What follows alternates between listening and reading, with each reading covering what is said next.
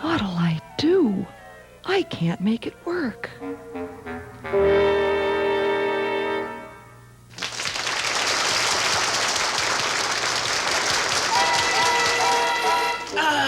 Nothing. I wasn't even recording.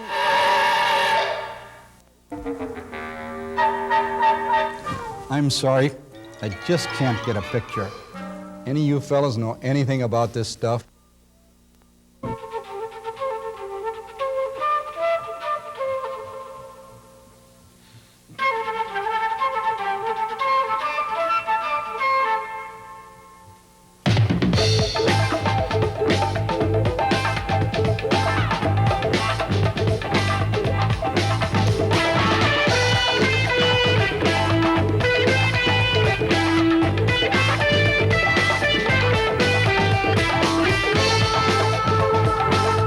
It's a new technology, videotape, and it's changing.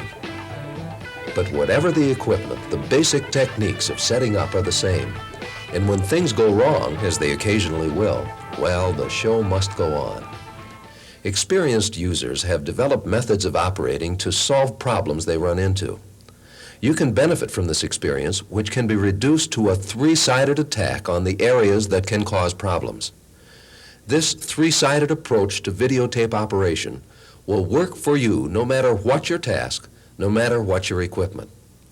However, for the specific location and labeling of controls on your particular gear, check the service manual or ask your serviceman. He can also offer practical tips on the best way to make use of your particular equipment. Successful operators use a system of logic for setting up the equipment. This system is based on proceeding from knowns to unknowns until every piece of equipment is operating in best adjustment. Here's how it works. We'll start with the simplest playback situation, just a receiver and a videotape recorder or VTR, and of course the tape you want to play. But you need two more elements. A good broadcast picture on your receiver, and a tape you've played before. These are both known quantities and will be used to optimize your equipment. Why are these known quantities a good idea? Without them, you can't tell whether you're getting the best possible picture. And if something is wrong, you won't know what's causing it. So here's the logic. First, get a good broadcast picture on your receiver from a strong station, just like you would do with your TV set at home. If vertical hold or horizontal hold are off, they'll look like this and should be adjusted.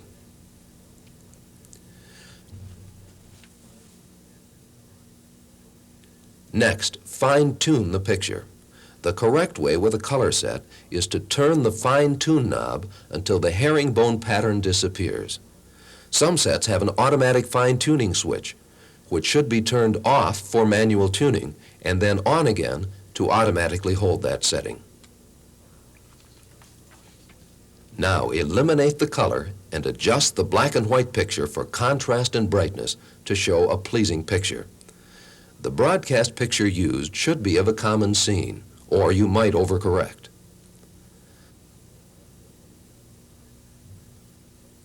The last step in adjusting the picture is to set the color level and hue controls so that color is natural. The best guide is skin tones.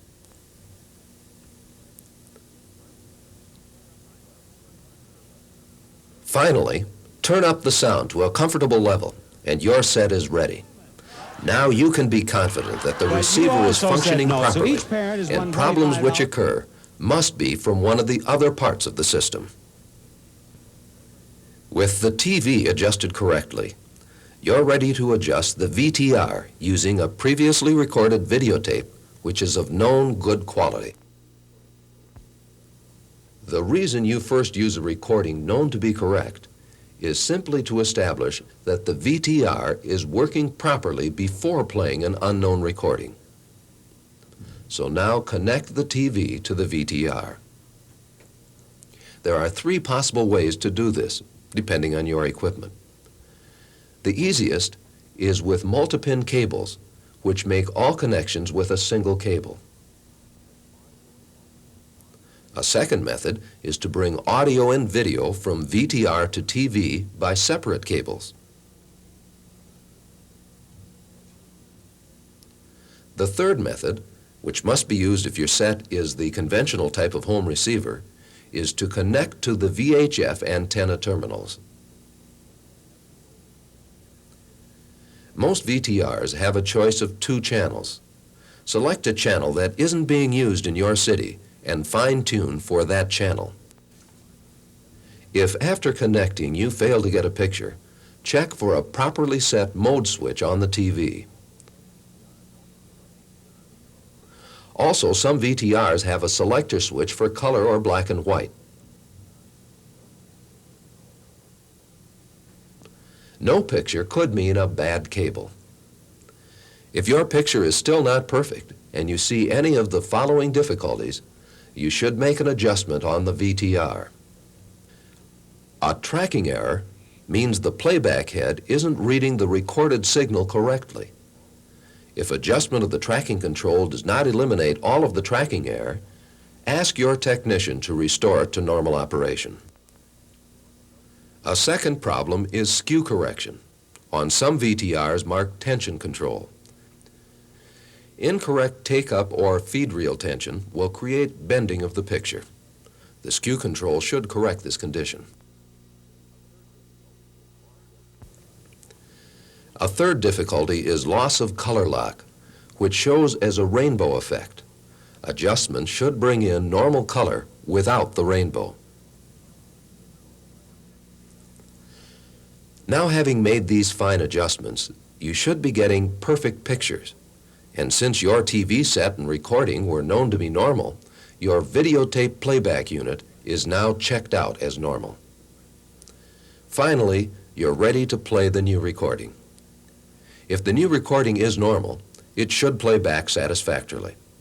If minor adjustments of either the VTR controls or the TV set controls are required, you'll know the fault lies with this particular recording and not the equipment.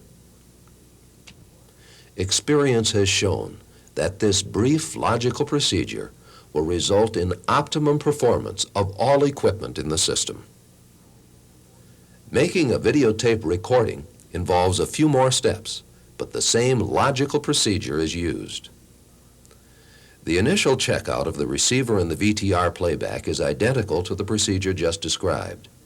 Now the camera and microphone and their cables, the record function of the VTR, and the blank tape must be systematically checked out. Let's pick up the story after the TV set has been tuned to the broadcast signal and the VTR playback has been checked out using a known tape. So here you go. You want to record a known good quality signal first. So switch back to an off-the-air broadcast signal and put a blank tape in the recorder.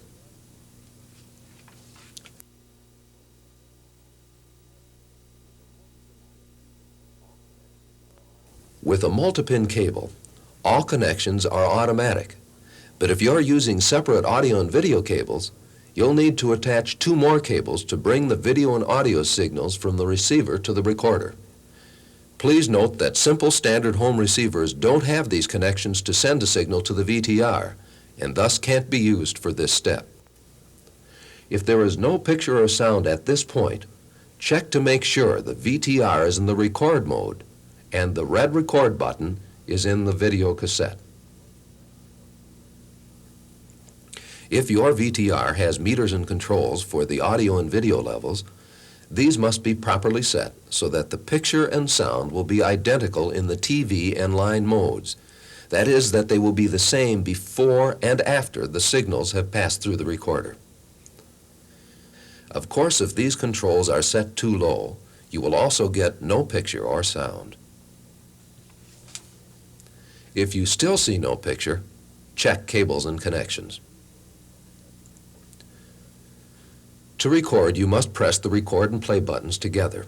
Look for the recording indicator light to tell you that the recording is taking place. Record 20 or 30 seconds. Study the quality of the image that you're recording so you can judge the playback quality.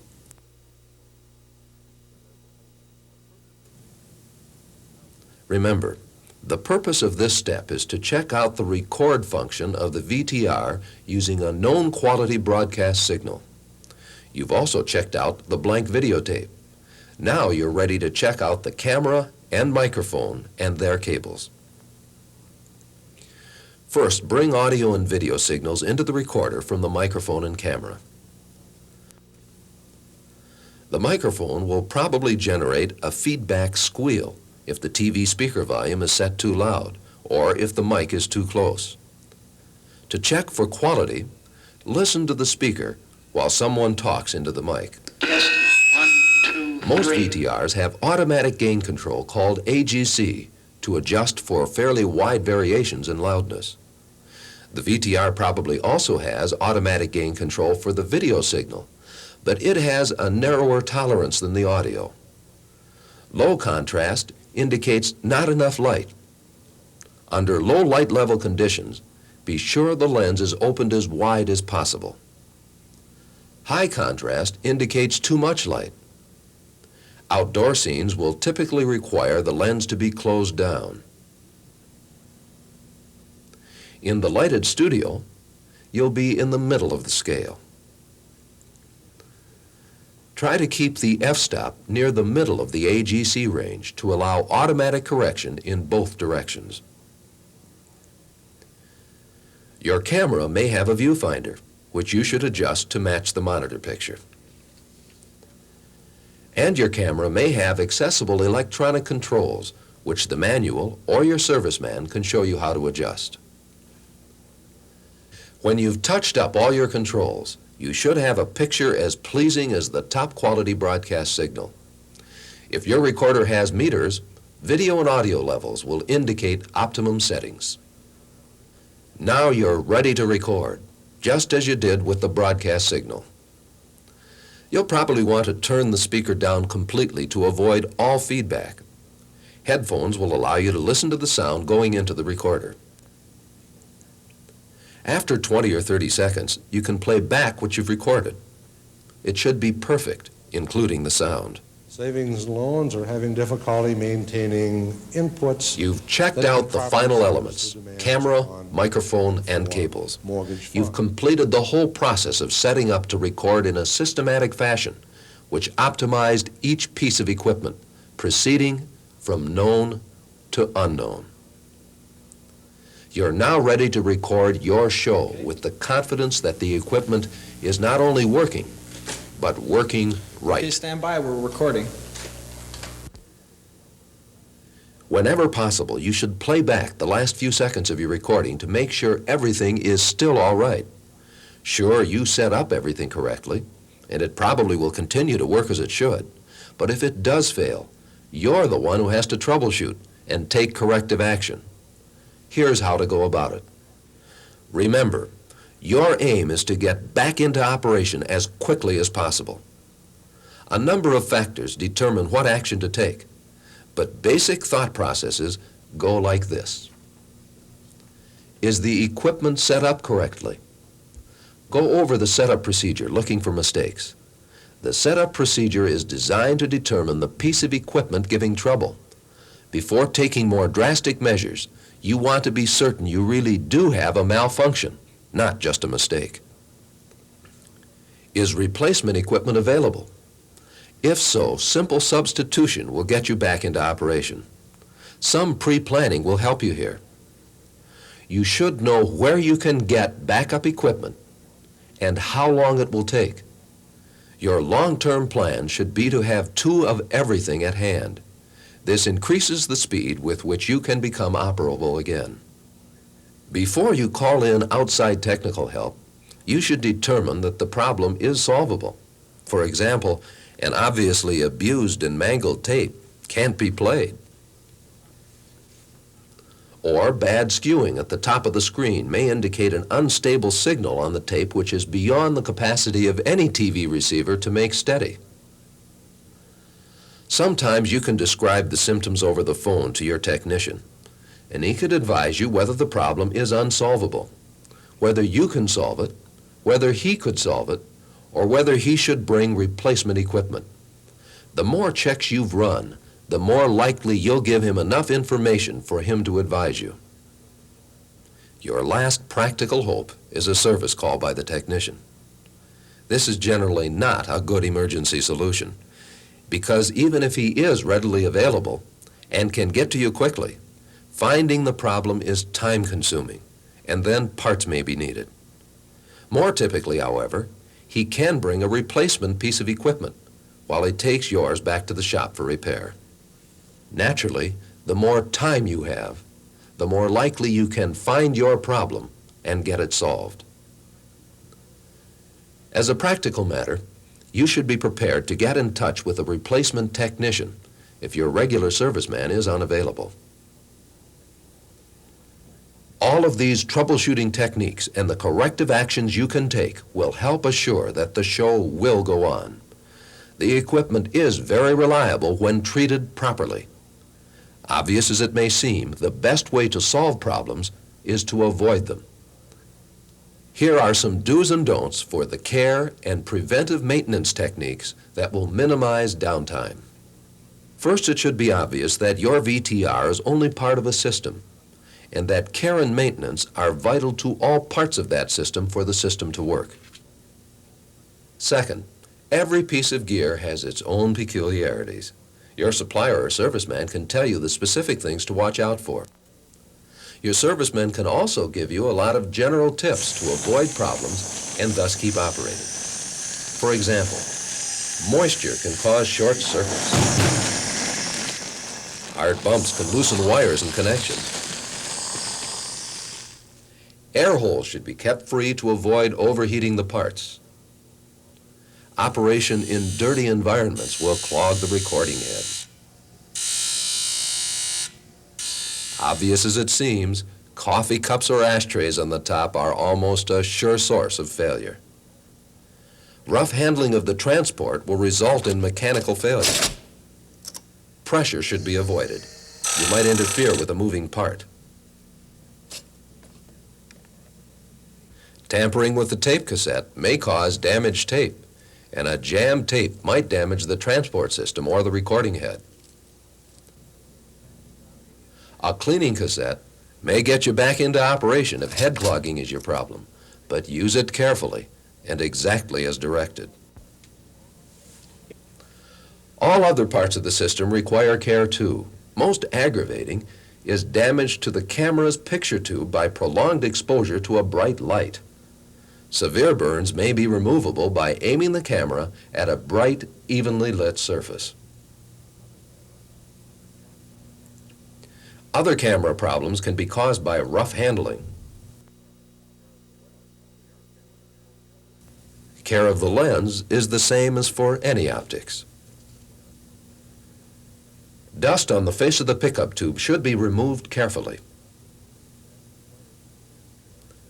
The TV set requires the same care as your home set, with special attention to moving it gently to avoid misalignment.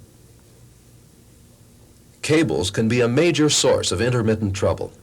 Avoid crimping the cables or damaging the connectors. By establishing good handling practices, reliability will be greatly increased. Bad failures because of improper handling will quickly convince you that it is wise to be careful.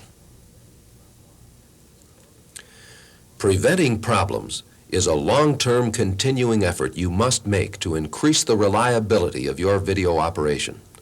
Applied in conjunction with proper setup procedures and prudent corrective action when troubles do occur, this three-sided approach to the video medium has proved highly successful.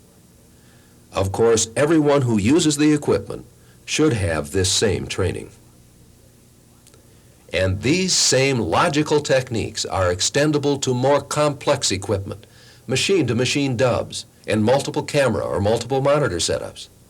Ask your supplier or your serviceman to tell you about each new piece of gear, the right way to use it, and the problems to avoid. Take good care of your equipment. Set up and check out each component one by one. And if troubles occur, isolate the difficulty before deciding on corrective action. Each time, the procedure will become more automatic. So when troubles arise, whether with a simple playback or a more complicated recording session, you'll handle it. The show must go on, and it will.